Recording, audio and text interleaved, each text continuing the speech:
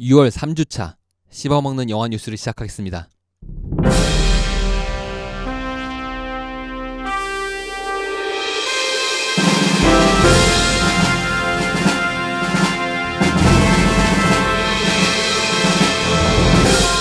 영화는 악당 크리스토퍼 리가 작고하셨습니다. 고스트버스터즈의 여성판 리부트에 크리스 햄스워스가 합류했습니다. 최동훈 감독님의 신작 암살이 15개국에 선 판매가 되었습니다. 14회 미장센 단편영화제에 류승환 특별전이 열립니다.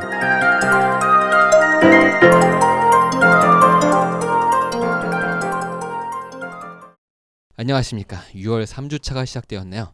감기라든가 메르스 같은 걸리신 분들 없죠? 인사를 저는 메르스 걸린 것 같아요. 세이주입니다. 안녕하세요, MC 안세입니다. 안녕하세요, 안나입니다. 메르스 걸린 것 같다고 지금 자기소개도 안 하고. 근데 몸이 진짜 으슬으슬하고 막 좀 근육통이 오늘 컨디션이 안 좋으신가 봐요. 힘드네요. 왜 이러지? 그럼 이왕 온 김에 메르스 김. 이왕 온 김에 막 다 이렇게 퍼뜨리고 가야지. 삼성병원 가서 검사해 보세요. 그래야겠다. 삼성 사랑합니다. 진짜. 오늘 너무 이제 메르스 때문에 진짜 다들 걱정이 많은 것 같아요. 그래도 어쨌든 저희 주위에 가까운 지인 중에서는 뭐 격리됐다거나 뭐 이런 분은 없죠? 격리가 근데 웃긴 게 내가 걸린 것 같아서 불안해서 보건소를 가거나 병원을 가야 되겠는데 안 걸렸는데 갔다 걸릴까봐 불안해서 연락 안 하시는 분도 분명히 전 계실 거라고 봐요. 제가 그랬어요. 저도 지금 그런 상태예요. 괜히 갔다가 내가 걸려서 오는 거, 그러니까 몸이 지금 안 좋다는 거잖아요. 어쨌든 간에. 그렇죠. 근데 안 좋은데 증상이 그런 병균인데 가면 오히려 걸리지 않을까. 걸릴 수도 있죠. 메르스가 걸리면 발현되는 증상이 일반적으로 우리가 알고 있는 어떤 균에 감염되면 일어나는 증상이랑 비슷해요. 흡사해요. 그래서 열 나고 몸살 나고 감기도 뭐 설사 좀 그렇고 있고. 뭐 장염도 그렇고 그렇죠. 굉장히 비슷한 거죠. 그다음에 여성분들은 또 한 달에 한 번씩 그럴 수도 있고 이게 뭐야? 여성분들은 한 달에 한 번씩 마법에 걸려요. 마법에 걸릴 때 그런 증상들이 나타나기도 해요. 난 그게 또 많이 나온다거나 안 나온다든가 뭐 그런 얘기 아니요. 있어요. 예, 아무튼 그래서 지금 저도 사실 이 보건소를 가야 되나 전화를 해야 되나 살짝 걱정을 했었거든요. 근데 앓고 지나간 건지 이게 다른 것 때문에 그런 건지 어찌됐거나 지금 저는 컨디션이 정상으로 이제 다시 돌아왔어요. 그래서 그런 걱정을 하시는 분이 많은데 제가 아는 분은 전화해가지고 진짜로 가서 물어봤대요? 검사하셨다고 하셔봤는데 이제 괜찮다고 아니라고 감기약 처방 그런 받고. 병원을 갔냐 그래가지고 안 갔다 그러면은 정상입니다고 한다면서요. 그게 또 기사가 나고 말이 많았잖아요. 그래서 지금 인천 얘기해도 되나? 인천 쪽에 있는 보건소에 그분이 인천에 사셔서 인천에 있는 보건소에 집 근처 전화를 해가지고 내가 지금 증상이 있는 것 같다. 검사를 해달라. 그랬더니 주민번호랑 이름 이렇게 확인하고 나서 다시 전화가 왔는데 이 사람이 실제 주소가 주민등록상에 부천으로 돼 있던 거예요. 그래서 우리 관할이 아니니 부천으로 가라.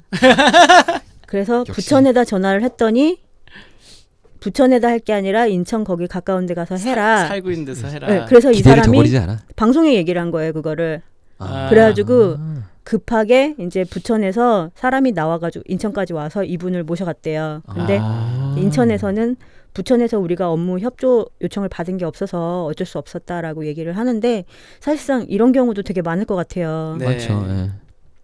그래도 그분은 어떻게 보면 언론에 말한 게 잘한 거죠. 아니죠. 자기가 지금 그 위장 전입을 하고 있다고 지금 밝힌 꼴이 되잖아요. 근데 그렇게 볼 수 있지만, 실제 실제로 그런 살고 사람 있는 많죠. 주소랑 이게 호적 주민등록상의 주소가 다른 분이 많아요. 굉장히 많아요. 저는 오히려 지금 민증 없으시잖아요.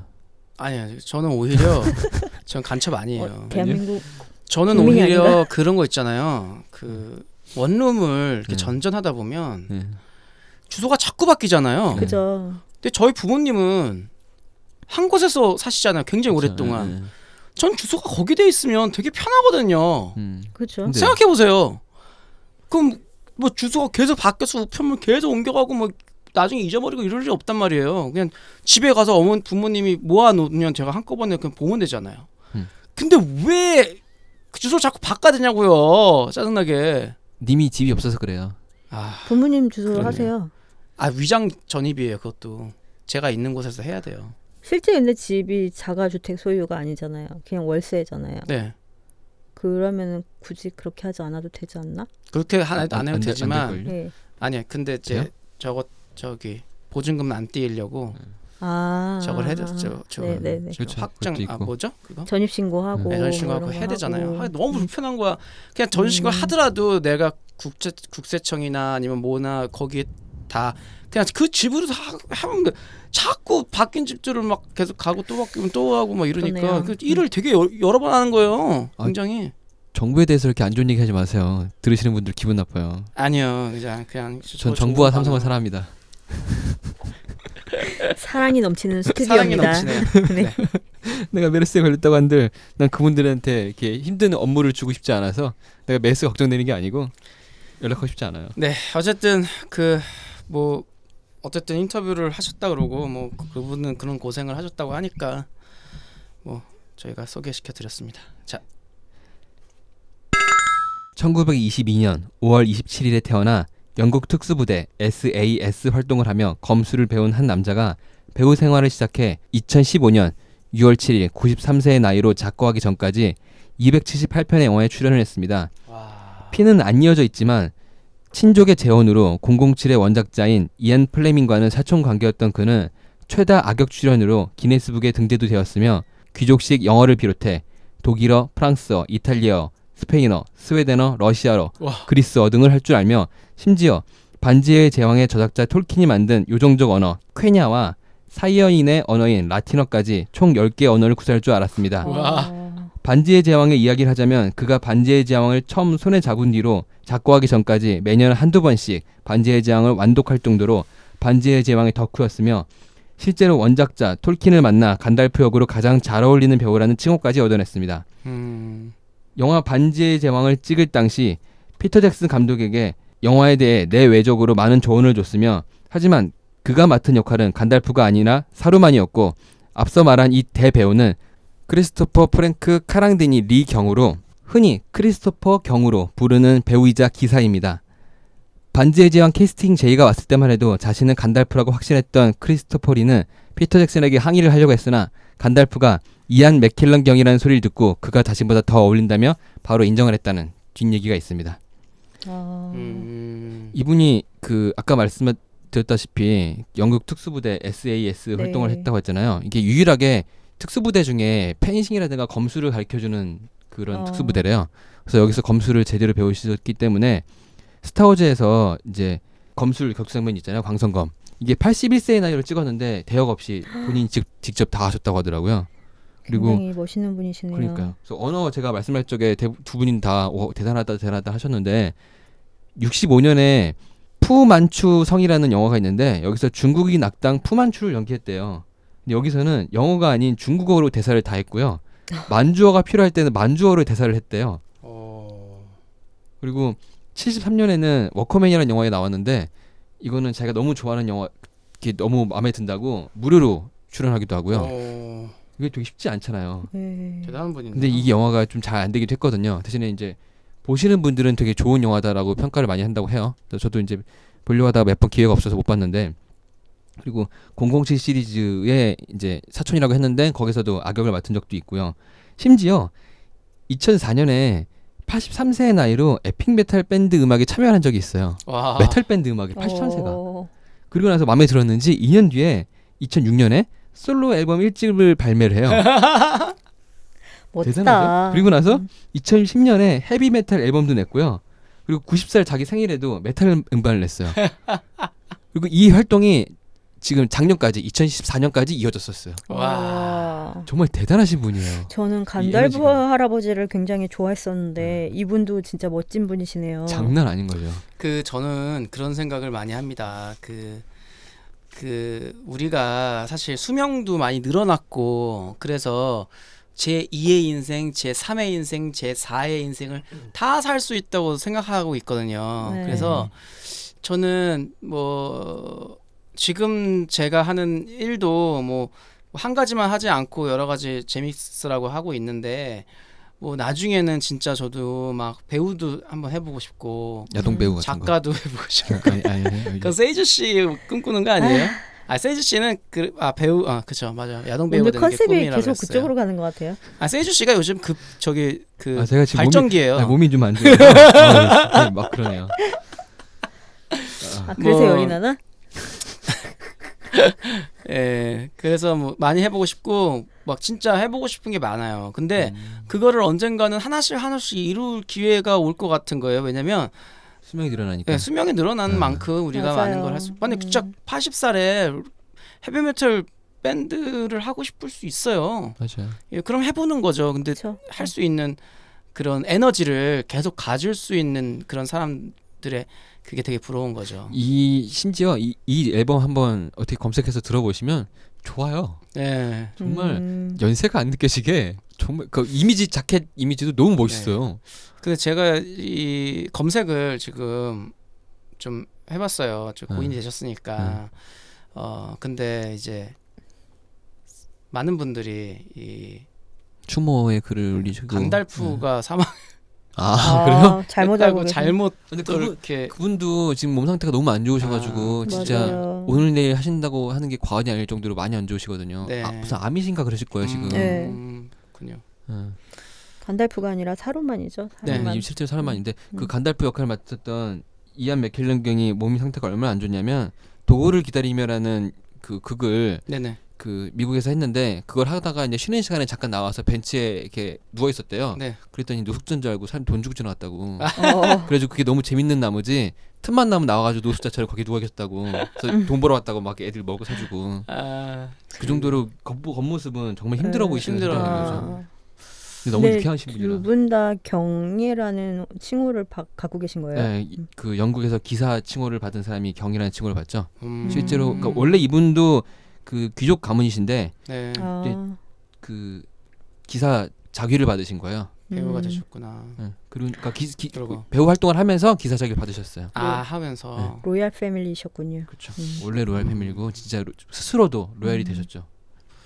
어쨌든 멋진 삶을 살고 이렇게 떠나신 것 같아서 되게 네. 네, 이거 어쨌든 부럽기도 하고 뭐, 이런 분들이 가시는 건 정말 아까운 것 같아요. 맞아요. 네. 해보고 싶은 거는 아마 돌아가시기 직전까지 엄청나게 많으셨을 것 같아요. 그죠. 앞으로도 많은 거죠. 그러니까 네. 많이 1년은 더 살았어도 영화 하나 더 나올 수 있었을 거라 그렇죠. 했는데 네. 그렇죠. 그럼에도 불구하고 지난 날들이 후회스럽지는 않을 것 같아요. 네, 맞아요. 맞습니다.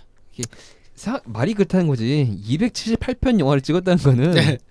장난 아니거든요. 근데 그러게요. 특히 이게 아무 영화나 막 나온 게 아니에요. 진짜 멋있는 영화라든가 근데 아니면은 진짜 1년에 한 번씩 찍어도 218년이 걸려요. 그렇죠. 1년에 한 편을 찍어도 네, 정말 대단하신 1년에 분인 두 거죠. 편씩 찍어야 100년인데. 케빈 베이컨 게임이라는 게 있잖아요. 네. 누구든 아무나 이름 찍은 다음에 그 사람이 케빈 베이컨까지 몇 달이 걸쳐서 가냐 이걸 하는 게임이 있는데 이분이 2위인가 그러더라고요. 2.5회인가 2.8인가로 케빈 베이컨을 만난대요. 너무 다작을 하셨으니까 그 중에 누구라도 걸리면 다 걸리는 거예요. 그러네요. 찾아내면 더 줄일 수도 있을 것 같아요. 네, 지금 여튼간에 나이가 나이인지라서 지난 5월부터 이렇게 심부전하고 호흡 곤란이 오셔서 병원 가서 치료받고 입원하시고 하셨다가 마지막 생일도 병상에서 다 보내셨고요. 그 영국 시각으로 6월 7일에 오전 8시 30분에 작고를 하셨는데 언론에 알린 거는 이틀 뒤인가에 알리셨다고 해요. 그 이유가 자기 친족들이나 가족들이 먼저 알기를 바랬다고 네. 이렇게 유언을 남기셨나 봐요. 그러네요. 되게 마지막까지도 멋있는 생각을 하셨던 것 같아요. 네, 상가 공인의 명복을 빕니다. 지난번에 다룬 스파이의 감독 폴 페이그 감독이 만드는 고스트버스터즈 여성판의 리부트에 크리스 햄스워스가 합류했습니다. 고스트버스터즈가 전부 다 여자로 나오는 영화에서 그는 무려 접수원 역을 맡는다고 합니다. 지금까지 알려진 여성판 고스트버스터즈 멤버는 멜리사 메카시, 전작의 스파이의 주연이었죠. 네. 크리스틴 위그, 그리고 케이트 맥키, 레슬리 존스 이렇게 4명이 나오는데요. 크리스틴 위그는 SNL 출신이자 내 여자친구의 결혼식의 각본가이고 그리고 거기에 배우도 하셨고요. 2012년에는 미국 타임즈에서 가장 영향력 있는 백인에 뽑힌 적도 있는 배우고요. 케이트 맥키는 미개봉 영화인 마스터마인드에서 크리스트 위그와 같이 출연했고요. 레슬리 존스는 흑인 코미디언 배우로 앞에 말했던 4명이 전부 다 SNL 출신 배우들인데 거의 같은 배우 출신이래요. 이 영화는 16년 7월 22일에 북미에부터 개봉 예정입니다. 자, 여성판 크림스 햄스워스가 토르예요? 예, 토르입니다. 이 우락부락한 덩치의 남자가 조신이 앉아서 전화를 받는 거죠. 그리고 실제 나가는 사람들은 여성분들이 나가서 귀신을 잡는 그러니까요. 거고요. 아, 대박이다. 전작에서는 남성분들이 가서 귀신을 잡고 여성분이 전화를 받았거든요. 이거를 정확하게 뒤집은 거예요. 어떠십니까? 재밌을 것 같습니까? 저는 기대해요. 특히 폴 페그 감독님이 진짜 딴 거 다 떠나서 코미디로는 잘 찍어주실 것 같아요. 근데 굳이 왜 여자로 바꿨을까요? 여러 가지 이유가 똑같이 있죠. 리부트해도 됐을 텐데. 그래서 고스트버스터즈 남성판도 나옵니다. 감독은 캡틴 아메리카 2 윈터 솔저의 감독인 루소 형제가 채닝 테이덤을 캐스팅해서 출연한다고 하고요. 여성판이 개봉하는 내년 여름을 촬영을 시작해서 나오려고 합니다. 아마 루소 형제는 지금 촬영 중인 캡틴 아메리카 3 11월을 끝내고 바로 고스트버스터즈를 찍고 그 다음에 바로 어벤져스 3 인피니티 워를 시작할 예정 같습니다. 근데 그 판권이 그렇게 네. 팔리기도 하나요? 같은 판권인 거예요. 걔네들이 일부러 한 거야 이렇게. 일부러 일부러 여성판을 내놔보고, 그러니까 이왕 리부트 하는 거 처음에 리부트 남성판을 하려고 했어요. 근데 이제 말이 좀 이상한데 원래 처음에는 정식 후속작이 나올 예정이었습니다. 남자 4분 중에 한 분이 오래전에 작곡하셨고요. 한 분이 이제 시나리오를 이제 탈고 직전에 돌아가셨거든요. 그래가지고 되게 유명한 코미디언 배우 한 분이신데 빌 머레이. 그분이 자기 친구들이 다 떠났으니까 자기가 시나리오가 진짜 마음에 들지 않으면 100% 마음에 들지 않으면 자기 절대 찍지 않겠다 이런 식으로 되게 버티셨나 봐요. 네. 그러니까 이 제작사 측에서 고민이 많다가 그러면 이걸 아예 딱 뒤집어 보자. 그래서 완전히 정반대로 만든 거죠. 그리고 만들면서도 계속 뭔가 좀 아쉬운 거예요. 그래서 남성판도 같이 만들자. 대신에 흥행추이를 보는데 여성판이 먼저 개봉을 하고 이게 흥행이 잘 되면 남성판을 그때 찍어보자라는 식으로 넘어간 것 그럼 같아요. 여성판은 시험 버전이네요. 시험 버전일 수도 있는데 어떻게 그게 보면 나갈 수도 있는 거죠. 그렇죠. 재밌어. 그래서 내 생각에는 이게 둘 다 잘 되면 두 개의 시리즈가 같이 진행되면서 어느 중간에 한번 그 4명이 만나지 않을까. 같이 만날 수도 있고. 그럴 수도 있겠네요. 이게 뭐 거대한 거기 그 고스트버스터즈 보면 그 스노우맨. 스노우맨처럼 그 마쉐린 같은 네, 게 머시린. 덩치 큰이 나오잖아요. 그 머시멜로우맨. 네. 그런 거 같은 거를 잡으려고 하면 4명이 다 모여야 되지 않을까. 8명이 되니까. 그렇죠. 8명이. 그런 느낌이 되지 않을 것 같아요. 귀신을 빨아들이는 기계. 컨셉도 처음에 좋았고 그렇죠. 그 재밌는 게 이제 여성판으로도 기획이 됐다니 뭐 기대를 스파이의 해야겠죠. 그 주인공 나온다고 그래서 하니까 그것도 좀 기대가 되는 것 같아요. 거기서도 과연 귀신을 격투기로 때려잡으실지. 네가 날 핥았어 하면서 퍽퍽 때리고 귀신을 때릴 수 있어 그리고 모르죠. 귀신을 때릴 수 있는 장갑 같은 거 만들고 할 수도 있죠. 새로운 무기? 귀신들이 또 새로운 귀신 많이 나오겠죠. 그렇죠. 근데 아마 첫 번째 리부트이기 때문에 전작에 우리가 전에 방금 말씀드렸던 이 주라기 월드처럼 전작에 나왔던 귀신들을 좀 사용하지 않을까. 네, 오마주를 많이 하겠죠. 그렇게 할 것 같아요. 네. 범죄의 재구성, 타짜, 전우치, 도둑들을 만든 최동훈 감독이 신작을 만듭니다. 그런데 이 영화가 개봉도 전에 15개국에 선판매가 되었습니다. 특히 자잘한 영화사들이 아닌 각국의 대형 수입사들이 사간 경우도 많다고 합니다. 1933년 상하이 경성을 배경으로 친일파 암살 작전을 둘러싼 독립군들과 임시정부 대원 그리고 그들을 쫓는 청부 살인업자까지 이들이 얽히고 설킨 선택과 예측을 알 수 없는 운명을 그린 암살자는 전지현, 이정재, 하정우, 오달수, 조진웅, 최덕문 등이 출연하며 이번 7월에 개봉을 합니다. 올해요? 네. 내일 7월에 모레? 개봉합니다. 다 찍었네요? 근데 캐스팅이 개봉을 한참 전에 어마어마한데요? 했어요. 네. 개봉을 했다고요? 7월에 한다고요. 반일 감정을 갖고 있는 나라들한테는 다 팔렸겠네요. 근데 그 호주도 사갔던 걸로 알고 있고요. 호주도 싫어하죠, 일본을. 그런가? 태평양에 있는 근데 이 모든 감독님의 국가들이 일본을 싫어하죠. 전작들을 보면 범죄의 재구성도 그렇고 타짜 1편, 뭐 전우치, 도둑들 뭐 이런 걸 보면 그 해외에서 안 싫어할 수 있는 사람들이 별로 없을 것 같아요. 네, 그렇죠. 네. 또 그렇기도 하고요. 작품들도 좋은 작품 많이 하셨고. 이 15개국은 알 수는 없는 거예요? 찾아보시면 나오는데요. 제가 굳이 그거는 적어오지 아. 않았네요. 죄송합니다. 네네. 일본이 포함되어 있나 해서. 일본은 안 돼 있을 수도 있어요. 글쎄요. 일본이 요즘 해외 영화의 개봉이 좀 늦은 편입니다. 실예로 어벤져스2가 일본에는 아직 개봉 전으로 7월 4일 개봉입니다. 그래서 개봉한다고 해도 느끼할 것으로 예상됩니다. 예전에 뭐 이렇게 저는 러시아와 미국이 싸울 때 그 러시아에 관련된 미국과 이 내용을 담고 있는 거라든가 아니면 독일이 또 전범 국가잖아요. 네, 독일에 관련된 내용을 담고 있는 영화들이 나올 때 참 좋았어요. 근데 우리나라는 이제 6.25에 관련된 남북 정전에 관련된 거 빼고 일본에 관련된 영화들이 좀 많이 나오긴 했지만 좀 적다. 많지 않죠. 좀 적다. 이건 더 나와도 될 것 같은데 왜 이렇게 적을까 이 생각 많이 했거든요. 제가 대학 다닐 때 정확히 말하면 고등학교 이제 역사 수업을 들으면서 국사 수업 들으면서 생각했던 시나리오가 하나 있었어요. 네. 이거는 그냥 뭐 제가 못 만들 것 같으니까 누군가 들으면서 퍼뜨리든가 아니면 표절 좋으니까 뭘 안 그럴 테니까 누군가 진짜 만들어주면 좋겠어요. 네. 만주에서 대한독립군이라고 우리나라 독립을 위해서 싸우는 단체가 있었어요. 네네네. 근데 걔네들이 일본에 직접적으로 낙하산으로 그 침투를 해서 일본 본토를 칠 작정이었어요. 네네네. 그래서 자주 독립을 하려고 했던 거죠. 네네. 그 조선 땅에 있는 일본군을 몰아내는 거는 그냥 몰아내는 거지 일본을 이길 수가 없어요. 그렇죠. 그러니까 일본 본토로 가서 어. 일본을 박살을 내면 얘네가 철수할 수밖에 없잖아요. 그렇죠. 네. 그렇죠. 그래서 그걸 계획하고 있었는데 낙하산 투하 작전 이틀 전에 원폭이 일본에 떨어졌어요. 그래서 네. 일본이 그냥 항복을 해버렸거든요.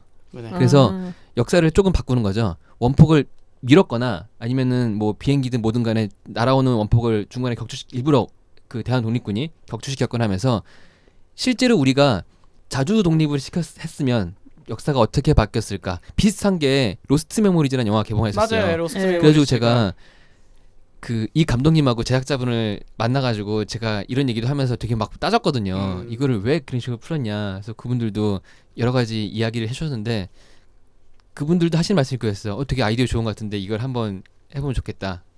근데 제가 지금은 쓸 생각은 안 했지만 그 당시에는 제가 쓸 역량이 안 되더라고요. 자료도 모집하기가 우리나라가 너무 이게 잘 안 돼 있어서 모집하기 너무 힘든 거예요. 이분들의 실제 성함과 그 활동 범위 이런 것들을 찾고 싶은데 되게 망연하게 돼 있어요.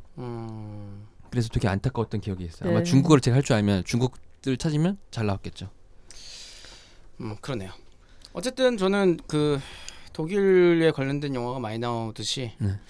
일본에 대한 영화도 많이 나왔으면 좋겠어요. 그렇죠. 많이 나와야 해요. 그게 아직까지 되게 뭐 고리타분한 단어라고 생각하실지 모르겠는데 친일파라는 저는 친일파라는 얘기가- 단어를 바꿔야 된다고 생각합니다.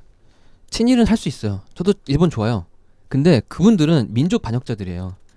민족을 배신하고 국가를 배신하는 사람들이지 그냥 일본을 좋은 사람들은 아니란 말이에요. 뭐 예, 그건 그렇다고 되게 하고 우호적으로 잘못 표현한 거로 생각해요. 그리고 일단은 그런 분들의 이제 후예라던가 이제 그 후손들이 아직까지도 실질적으로 우리나라 기득권이시죠. 여러 분야에서 네. 굉장히 한 자리씩을 많이 차지를 하고 계시잖아요. 그렇죠. 그래서 실질적으로 이때 당시에 너무 근대사이기도 하고 정확한 자료를 우리가 알기가 좀 힘든 것 같아요. 그렇죠. 일부러 방해하는 것도 누군가가 많고요. 정리를 잘 해놓은 것도 아니고 그렇다라고 이렇게 관심을 가지려고 뭔가 조성하는 분위기도 아니고 네, 맞아요. 사실상 그 우리가 싫어하는 부분이지만 일본은 본인들 것을 이렇게 만들어서 가지고 있으려고 굉장히 노력을 많이 하잖아요. 중국도 그렇고 그런 거에 반해서 우리는 가지고 있는 것도 지금 없애고 있는 상황이고 맞아요. 너무나 이제 아무렇지 않게 하찮게 생각하는 그런 세태가 이어져 와서 요새는 지금 학생들 역사 수업도 안 한다고 들었어요. 요즘은 다시 할 거예요 아마. 예, 몇 년 안 근데 하다가. 이제 다시 하겠죠. 이거는 이제 얘기가 많이 그거는 나오고 있으니까. 꼭 필요한 것 같고 일단은 그런 부분들에서 관심을 갖는 사람들이 더 많아져야 네, 맞아요. 일단 그 한세 씨가 얘기하는 우리가 아픈 과거기는 하지만 정확하게 알고 넘어가고 그게 또 미래에 밑받침이 되고 그렇죠. 그렇지 않을까 싶어요. 역사를 잊은 나라에게 미래는 없죠. 없다. 없다. 그건 정확합니다. 맞아요. 그 인간사라고 하고 세계사는요 계속 전쟁의 반복돼요. 연속이에요. 전쟁의 연속. 그래서 나라를 강하게 하려면요 역사를 바로 알고 거기에 대한 대비를 해야 되거든요. 그리고 근데 이 잔혹한 역사를 반복을 안 한다고 보장할 수가 없는 게 안 한다고 보장하는 게 아니라 네. 되게 무서운 게 저희가 평행이론 계속 얘기를 하잖아요. 그렇죠. 그래서 예. 그 역사가 반복되는 게 계속 이렇게 증명이 되고 있거든요. 맞아요. 그래서 이제 결국에는 이제 전쟁이 안 난다 아니면 뭐 세계가 멸망을 안 한다 이거를 뭐 그냥 손 놓고 잡을 수는 없기 때문에 우리 아이들이 그 제대로 된 역사관 그 옛날부터 그 역사들을 다 알고 우리가 뭘 대비해야 되고 뭘 조심해야 되는지를 가르쳐야 된다고 보거든요. 그런데 그렇죠. 거기에 영화가 굉장히 중요한 포인트를 가르쳐주고 있어요. 되게 유머거리인 척하면서 네. 그 잘못된 역사를 줄 수도 있고요. 그리고 우리가 잊혀진 그죠. 올바른 역사를 줄 수도 있어요. 네. 근데 명량 같은 그런 말도 안 내가 그 얘기를 되는 알것 매 같았어. 매회 나오는 네. 그런 영화는 진짜 나오면 안 돼요. 근데 차라리 명령은 다행인데요. 반딧불의 묘 같은 영화 저는 더 위험하다고 봐요. 그거 엄청 위험한 영화예요. 그 네. 일본에서 만든 거잖아요. 그러니까요. 그 일본 애들은 그거를 일본 애들한테 심어주기 위해서 맞아요. 예. 자꾸 그런 짓을 하는 거예요. 근데 전범 국가가 자기가 전쟁을 일으키고 그 비행기 비행기 설계하는 그 사람 나오는 만화도 마찬가지잖아요. 자기는 전범 국가지만 난 단지 비행기가 좋아서 뭐 아니면 반딧불에도 그 애기들 그 전쟁고아들 우리는 피해자들이다. 피해자다 뭐 이런 식으로 막 미화하는 거죠. 미화하는데 그거를 만화로 만들어 버리고 히트를 시키잖아요. 네. 근데 우리나라는 왜 그런 것들이 아니다라는 영화, 뭐 문화 이런 것들을 자꾸 만들어서 우리 아이들한테 심어줘야지도 모자랄 판국에 확실하진 지금- 않은데요. 아까 안나 씨가 말씀하신 것처럼 그분들이 한 자리씩을 하고 계신데 그렇지. 자기 아버지를 욕하고 자기 아버지를 죽였던 사람들한테 영웅으로 만드는 영화가 보기 싫을 게 강하신 것 같아요. 그래서 투자가 안 들어가고 만들지 못하고. 근데 요즘에는 이제 이런 식의 영화가 조금씩 나오기 시작하는 거죠. 네. 세대가 아직도 조금 더 흘러야 네. 지금 맞아요. 그 많이 세대들이 흘러야 아직 돼요. 남아 있어서 실질적으로 우리가 지금 젊은이들이 이렇게 고민을 하는 상황이 되고 사회가 되고 정치 현실이 된 것도 아직 그 세대가 완전히 바뀌지가 않아서 그런 것 같다는 생각이 들거든요. 네. 그래서 맞아요. 조금은 더 기다려야 되지 않을까 그런 생각이 들어요. 그래서 이제 근현대사가 굉장히 저는 안타깝습니다. 그게 그런 맞아요. 부분에서 정확한 사실을 입증하기가 쉽지가 않아요. 역사가 더 흘러야 더 그리고 과거가 돼야지 그런 말도 좀 있죠. 알수 역사는 승자의 역사다. 네, 맞아요. 네, 맞아요. 예. 사실과는 조금 다를 수도 있고 네. 그때 진짜 어떤 일이 어떻게 일어났는지에 대해서 알 수 없는 부분이 있으니까 그 영화 그러니까 그 책 1984를 보면 조지 오웰인가요? 맞죠? 예. 예. 그 책을 보면 그분이 실제로 그 영국 부유한 집 출신이에요. 그래서 이제 인도 거 살다가 그 인도에서 그 식민지 사람들의 삶을 보고 이 사람이 이제 나는 이렇게 행복하게 살고 있는데 이게 너무 그렇게 차이가 있구나. 이래서 이 사람이 그 사상을 갖게 돼 가지고 그 사람이 사회주의를 비판하는 그런 책들을 쓰게 된 거거든요. 그 포인트가. 근데 이제 이 사람은 본인이 그런 그 깨우친 거죠 스스로. 근데 스스로 못 깨우치는 이런 우리나라의 친일파의 후손들이 계속 그냥 그거를 감추기만 급급하고 뭐 정당화하고 막 이러면서 이게 밝혀지지가 않는 거죠. 정확한 것들은 사실 그냥 묻혀지는 그 거예요. 스스로 자꾸. 깨우치기가 굉장히 힘든 환경이죠. 그렇죠. 특히나 예, 지금 네. 우리 젊은 친구들은 어린 친구들은 스스로 깨우칠 수는 더더욱이- 없어요. 예, 진짜로. 그거를 그나마 조금이라도 이제 올바른 생각을 가지고 있는 중간 계층이라고 해야 되나요? 아무튼 예, 조금 노력을 더 해줘야 되지 않을까 그 싶어요. 독일 같은 경우는 나치를 되게 나쁜 사람을 몰아서 되게 교육을 많이 시키잖아요. 그렇죠. 근데 지금 독일에서 한 70 이상 나이 먹으신 분들의 한 98% 이상은 다 나치 당원들이에요. 실제로. 어쩔 수가 없어요. 그 당시에는 당원이었었겠죠. 네. 안 그럼 죽어요. 그쵸? 그것도 그랬지만 아, 그 당시에는 그게 당연한 거였어요. 예. 마치 진짜 당연한 거기 때문에 그게 나쁘다고 옳다를 떠나서 다 당원이었고 네. 그 몇몇 분들이 그때 실제로 당시에는 그게 맞는 사상이다라고 이제 이해를 시키고 주입을 그렇죠. 시키고 그랬을 테니까. 그래서 오히려 독일이 더 강하게 이제 나치를 나쁜 사람을 몰고 이제 너 나치 같아라고 하면은 정말 패싸움 나거나 사람을 죽일 정도의 욕이 될 정도로 교육을 많이 시켰거든요. 네. 그럼에도 불구하고 지금에서도 독일에서 네오나치가 나오고 있어요. 야, 그래서 다시 이제 독일이 강력해져야 된다. 세계를 아. 군림할 수 있는 독일을 만들자 이런 식으로 얘기가 나오고 있는데 그나마 교육을 안 하고 있는 일본은 좀 더 심하겠죠. 엄청 심하다니까요. 그래서 네. 일본이 지금 자위대에다가 막 그렇죠. 그리고 네. 만들고 하고. 그 샌 안드레아스 얘기할 때 지진 이제 얘기했었는데 일본이 언제 가라앉을지 모르는 상태라고 하잖아요. 네, 그래서 그러한 그 위기 상황들을 더 가리기 위해서 정치적으로 성향을 그쪽으로 더 몰아간다는 얘기도 있더라고요. 그것도 그리고 가능성이 또 있어요. 하나가 있어요. 그것도 그렇지만 지금 일본 젊은이들이 지금 미래가 없어요. 그죠. 맞아요. 한국보다 더 먼저 시작했거든요. 먼저 시작하니까 더 그런 심하겠죠. 상황이. 음. 그러니까 그 학생들을 지금 자꾸 그 우파들이 그 학생들을 다 끌고 가는 거예요. 부추기는 거죠. 이제 전쟁으로 몰아붙이거나 아니면은 이 다른 나라를 쳐야 된다. 뭐 이런 네. 방식으로 자꾸 지금 몰아가는 거예요. 그럼 학생들이 어차피 자기네들 먹고 살겠는데 정부 탓을 해야 되는데 정부 탓을 안 하고 이걸 눈을 돌리는 거죠. 일본의 어떤 현에서 투표를 한 적이 있는데 젊은이들의 투표율이 90%가 넘었대요. 그러면 당연히 야당이 이겼을 거 아니에요. 근데 여당이 이겼어요. 여당 그 이유가 노인층이 너무 많이 사는 거예요. 그 현에. 아. 그래가지고 젊은층이 투표를 되게 열심히 했는데 불구하고 노인들이 이겼다고 그 젊은이들이 한 얘기가 인터넷상에서 왠지 이 나라는 틀려먹었다. 망했다. 그러더라고요. 지난 5월 17일 실시한 오사카 지방 개혁 정책 찬반 투표에서 20대에서 60대까지는 찬성이 다수인데 70대만 반대가 다수였습니다. 그런데 다수이 반대가 다수여서 부결됐다고 합니다.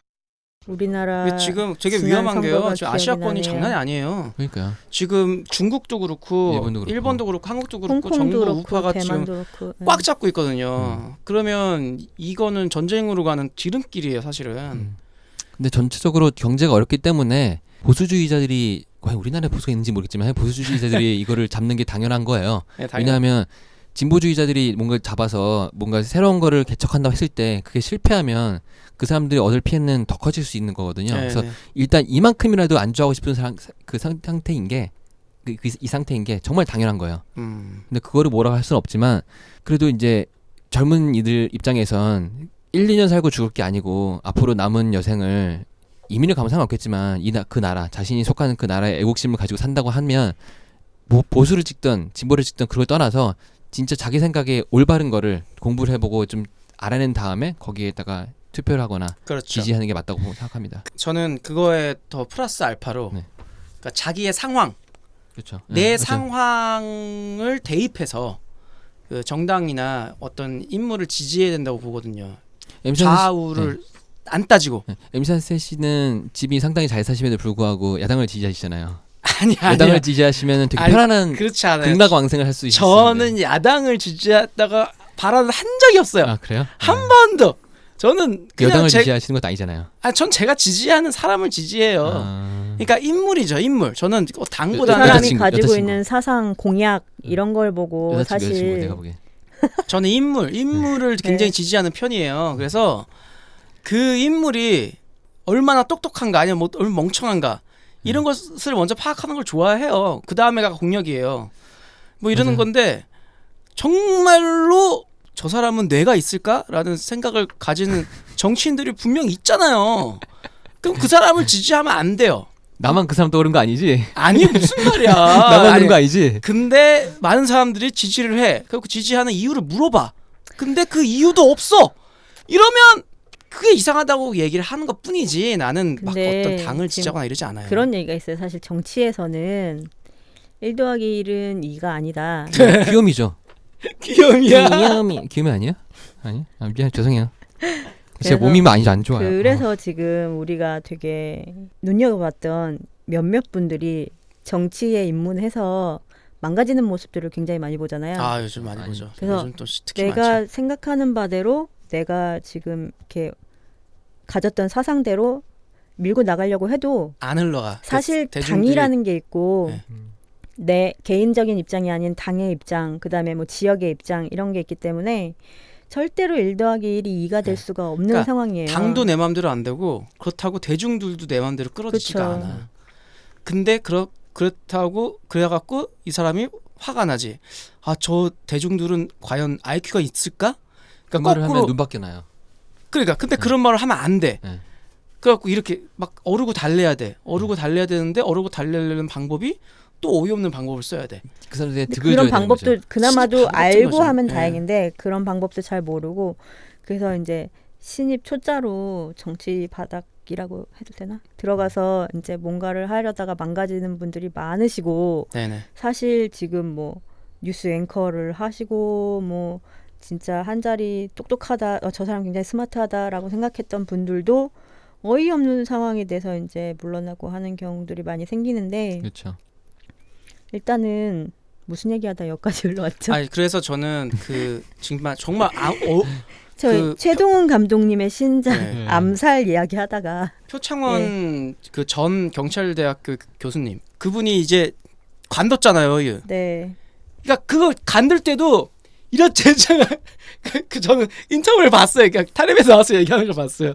근데 자기가 뭐라 그래? 그러니까 너무 얼마나 화가 나고 답답하면 강호를 떠난 거야. 자기 이게 이 바닥을 떠나 산으로 됐어 다 필요 없어 막 다 이렇게 필요 없어. 나오고. 나 산으로 들어가. 너무 답답한 거야 이 사람이 보기에. 난 그게 너무 웃겼어요. 얼마나 답답했으면 와 그걸 그 직을 내려놓기가 얼마나 그쵸. 어려운 거예요. 경찰대학 교수면은 평생을 그걸 네. 하려고 장난 생각하시고 아니에요. 몸담아서 내가 그런 부분이 참 어쨌든 이게 최동원 감독님 뭐 암살 뭐 저희가 기대하는 듯이 좋은 내용 담고 네. 있었으면 좋겠고 좀 이렇게 어떤 역사의 아픔이나 뭐 이런 것들 뭐 가차없이 다 표현해 주셨으면 되게 좋겠네요. 그리고 이런 부류의 영화들이 좀 많이 저희 영화 찍혔으면 시범목에서 좋겠습니다. 7월달에 소개할 수 있겠네요? 그러기를 원해요. 네, 네, 그러길 네. 원해요. 뭐 여러 가지 상황에서 안 그럴 수도 있기 때문에요. 알겠습니다. 확답은 못 드릴게요. 영화 감독이 되고 싶었던 한 남자가 양아치 역을 맡은 배우를 고민하다가 집 소파에 누워있는 양아치를 보고 캐스팅해서 둘 모두 한국 영화의 중요한 인물이 되어버린 형제, 그중에 형 류승환 감독님의 특별전이 14회 미장센 단편영화제에서 열립니다. 2000년도 죽거나 혹은 나쁘거나로 장편영화 데뷔를 한 류승환 감독은 피도 눈물도 없이 아라한 장풍대 작전, 주먹이 온다, 짝패, 다찌마와리, 부당거래, 베를린 등을 만들었으며 곧 베테랑을 개봉합니다.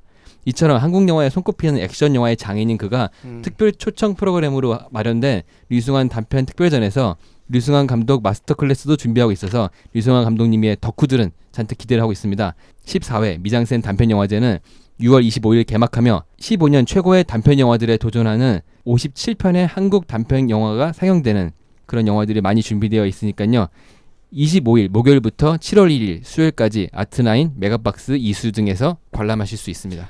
그 단편 영화제가 미장센 단편 영화제가 이제 지금 14회나 됐으니까 꽤 오래됐고 네. 거기에 이제 그 기라성 같은 감독님들이 포함되고 그리고 신인 감독들의 이 단편 영화들이 경쟁을 한다는 얘기잖아요. 대부분 신인 감독님들이죠. 거의 신인 감독들이겠죠. 근데 거기서 유승환 감독의 특별전, 그러니까 그동안 작품들과 유승환 감독의 일대기를 담은 이야기 뭐 이런 것도 다 포함되나요? 특별전이라는 게? 일대기라까진 그렇고요. 그분의 이제 그 영화를 만들 때 중점적으로 어떤 거를 신경 쓰시는지 뭐 그런 게 궁금한 사람들이 가서 물어보겠죠. 특히 액션 영화를 잘 찍는 감독이 우리나라에 흔치 않잖아요. 네. 이런 장르 영화가 많지 않아서.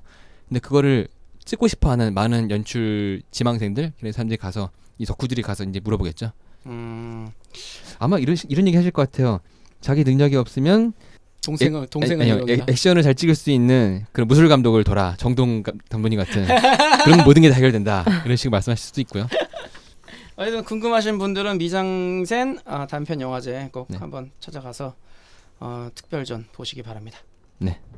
이번 주 영화 씹어먹기, 씹어먹는 영화 뉴스는 여기까지 하겠습니다. 다음 주에는 더 재미난 이야기와 더 알찬 내용으로 찾아뵙겠습니다. 네, 저희 고민이나 사연 이렇게 보내주셔야 되는데 네. 맞다. 이번 주 사연 뭐 하나 저한테 얘기해 주신 거 있잖아요. 맨날 사연 보내주시는 그 저희 제가 진짜 청취자님 애청자님이에요. 근데 이분이 청취자님보다는 더 너무 그래서 감사한 게 네. 꼬박꼬박 그거 다 들으시고 의견을 주시더라고요. 네, 저희 애청자님 소개 하나 해드리죠 간단하게. 네. 제가 이제 이분을 맨날 소개시켜드리려고 노력을 했으나 매번 까먹어서 정말 죄송한데 네네. 닉네임 박준영님께서 누구요 이거? 닉네임 박준영. 박준영. 닉네임. 네. 이분이 저희가 닉네임이 아닐까요? 막 했더니 갈갈이랑 같은 성함이신가요? 네, 그러네요. 그분이랑? 진짜? 이분이 되게 이거를 다 읽어드릴 수가 없어요. 너무 장문에 정말 좋은 얘기들과 그리고 이제 솔직한 이렇게 이런저런 네네. 얘기를 보내주셔서 되게 감사한데요. 뭐랄까 어떻게 설명해야 될까요? 이게 포인트만 한 부분. 포인트만요. 네. 저희가 그 매드맥스를 하면서 미처 네네. 얘기 못하는 부분들도 되게 많더라고요. 네네. 영화 마지막에 희망 없는 시대에 살아가는 우리가 더 나은 삶을 위해 가야 할 곳은 어디인가라고 해서 퍼스트 히스토리맨이라는 최초 인류가 네. 했다는 말이 있는데 이런 거에 대해서 이제 우리들의 이야기들을 솔직히 듣고 싶었는데 우리가 너무 흥분한 나머지 그런 얘기를 안 해서 네네. 되게 아쉬웠다라는 얘기도 있었고요. 그리고 뭐 그 하나웰리스에 대해서 제가 잘 몰랐던 얘기들도 많이 해주셨었어요. 네. 그러면서 이제 안나님이 말씀하셨던 것처럼 수채화 같은 배경들 때문에 조금은 성의 없는 듯한 배우의 그런 처리도 네. 상쇄될 정도로 되게 좋았다 이런 것도 많이 해주셨고요. 음. 정말 너무 꼼꼼하게 꼼꼼하게 예, 얘기를 진짜 정말 잘 많이 써주셔서 해주시더라고요. 제가 이거를 받을 때마다 정말 네. 감격해서 이걸 보고 있거든요. 저희에 대한 얘기는 없었나요? 많았죠. 아니요, 저도 읽었어요. 뭐 저에 대해서도 되게 이제 뭔가 시원시원하게 콕 집어서 얘기해 주시는 거 뭐 맞아요. 있어서 참 되게 좋았다라는 얘기도 많이 네. 해주시고. 저희가 새길로 새버리면서 이제 한 걸 수도 있지만 이렇게 좋은 얘기도 많이 해주셔서 감사하다고 한세식께 정말 최고였다 이런 것도 있었고요. 네. 한식 얘기도 되게 좋았다 뭐 그것도 그렇고 너무 많은 얘기가 있는데 진짜 이분은 제가 CD 보내드리나요? CD 보내드리려고 MC 한세님의 그 새 앨범이 나왔으니까 꼭 보내드리려고 제가 주소까지 받아놨습니다. 네, 제가 아, 제 새 앨범이 나왔고 저희 이제 사연 보내주시는 분들께 추첨을 통해서 보내드리기로 했잖아요. 그래서 정말 많은 분이 이렇게 오셔서요. 네네. 제가 10분만 드리고 했는데 네네. 제가 MC 한세 씨를 지금 방송 끝나고서 독촉을 해서 몇 장을 더 받아야 할까 생각 중입니다. 네네. 그래서 이거를 MC 한세님의 앨범을 받고 싶거나 아니면 저희한테 이런 그 피드백을 주고 싶은 분들은 네. 어디다 연락을 주시면 네. 좋을까요? 네. 영화 씹어먹기는 여러분의 소중한 사연을 기다리고 있습니다. 각종 이야기와 연애 상담, 고민 상담 등 다양한 이야기를 들려주세요. 더불어 홍보할 것이나 광고하고 싶은 것도 보내주세요. 보내주실 주소는 digestcine@gmail.com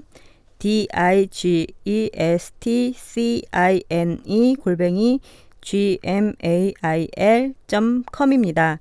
본 방송은 팟캐스트와 유튜브를 통해 듣고 보실 수 있습니다. 네, 사연 보내주시면 저 MC 한스의 싼 CD 뭐 좋아하시는 취향일지는 모르겠어요. 저는 이제 약간 뭐 대중적인 힙합 음악을 하고 있어요. 뭐 어쨌든 뭐 일단은 뭐 사인 CD라는 기념으로 꼭 기분 좋게 받아주시길 바라고요. 네, 사연 또 보내주시고 하면 또 저희가 또 추첨을 통해서 이렇게 또 보내드리도록 하겠습니다. 네. 그러면 정말 마무리 짓기로 하겠고요. 다음 주에 정말 재밌는 이야기로 찾아뵙겠습니다. 네, 다음 주에 뵐게요. 감사합니다.